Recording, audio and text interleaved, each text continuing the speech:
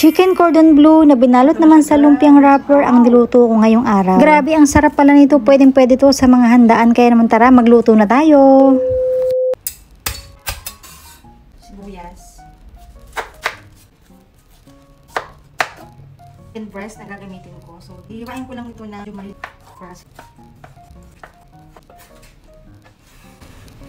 At dahil nga chicken cordon bleu yung ating lulutuin, so gagamit tayo ng ham, no?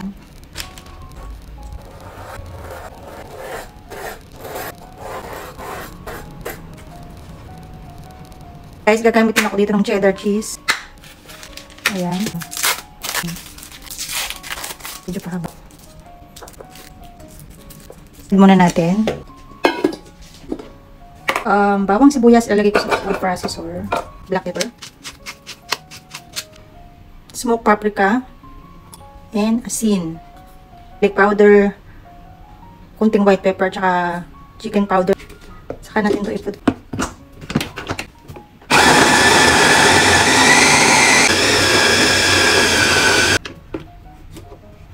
No, sobrang pino ng chicken.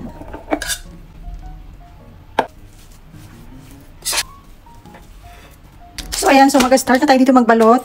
So, meron ako dito ng lumpia wrapper. Lumpia wrapper nga pala. Ayan pa, square.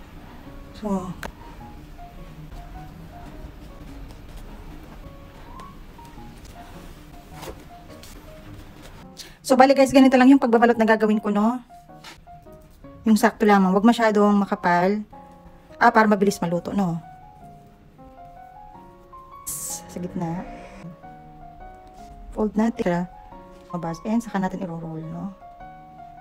Yan, nakagawa na nga pala ako dito ng isang piraso. So, mabilis lang din naman itong gawin para lang din po kayong gumagawa ng Shanghai. Ang pagkakaiba nga lang po, meron siyang cheese and meron ham sa loob. Cheese. Yung gilid.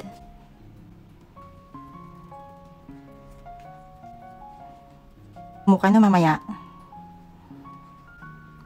Oh, meron. Ito na lahat yung nagawa ko. So, bali sa 1/4 kilo ng chicken breast. So, ang mura lang noon. Nakagawa ko ng 8 pieces. At ang lalaki nito, guys. Diba? Sulit na sulit.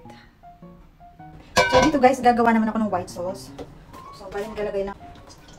So, bali sa pagkagawa naman po ng white sauce, gumamit ako dito ng fresh milk. Pwede rin po kayong gumamit dito ng evaporated milk. Naglagay din po ako dito ng butter, cheddar cheese. Tinimplahan ko po ito ng konting black pepper, konting asin, konting-konti lamang, konting white sugar.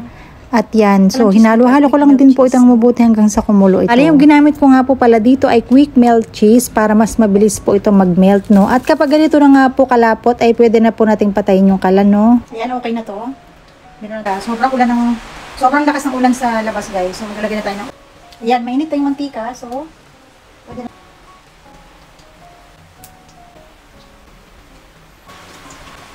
Ayan natin hawak.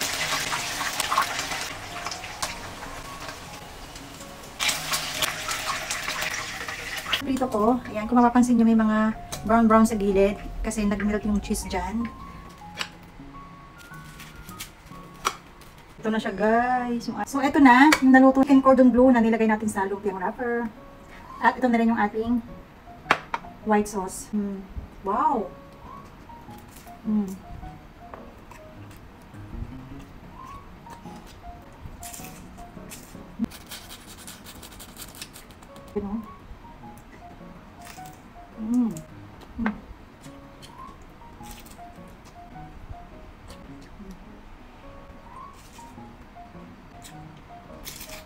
And kung nauumay naman kayo sa cheese, pwede nyo i-try ito sa chili sauce para medyo maanghang ng kaunti.